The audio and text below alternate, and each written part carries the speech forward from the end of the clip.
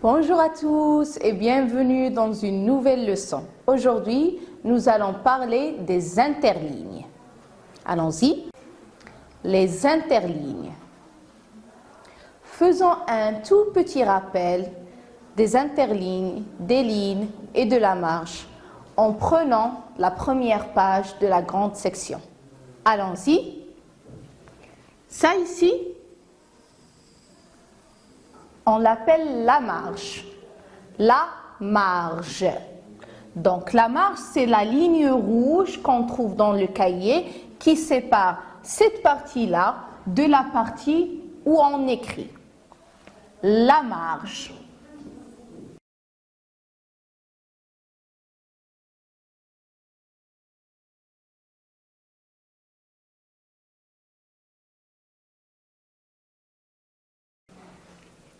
Celle-ci, c'est la ligne principale. La ligne principale. La ligne principale, c'est là où on commence d'écrire tout ce qu'on veut écrire.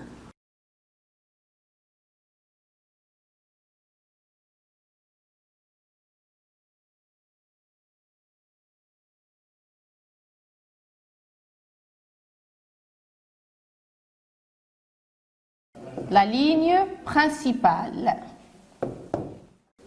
Maintenant, regardez avec moi. On a dit ça, c'est la ligne principale. Ça, c'est la marge. Et ça et ça. On les appelle les interlignes. Les interlignes. Ce sont des lignes, des petites lignes entre les grandes lignes principales. Donc la ligne principale est ici.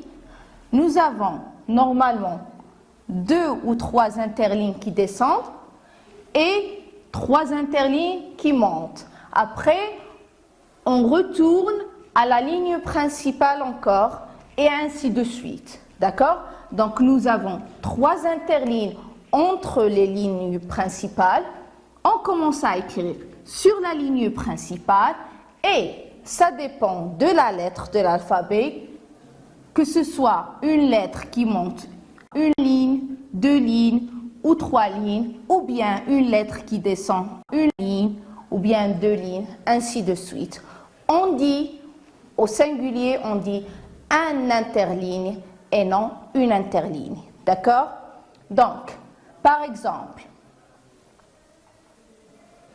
regardons cette page-là. Nous avons la marge, la ligne principale ici, la marge ici, première interligne, deuxième interligne, troisième interligne, et on trouve encore la ligne principale. La même chose. Première interligne, deuxième interligne, troisième interligne, et nous avons la ligne principale, ainsi de suite. Faisons un petit exemple. Par exemple, le A. On commence sur la ligne principale, on monte un seul interligne. L. On commence sur la ligne principale, on monte 3 interlignes et on descend. Donc ici, on a utilisé 1, 2 et 3. On a utilisé 3 interlignes.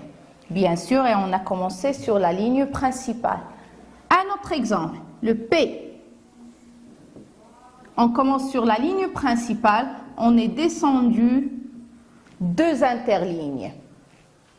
Donc, on utilise les interlignes pour faciliter la tâche d'écrire notre alphabet.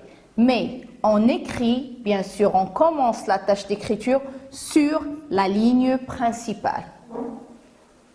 J'espère que vous avez compris. Je vous vois la prochaine fois, Inch'Allah. Au revoir.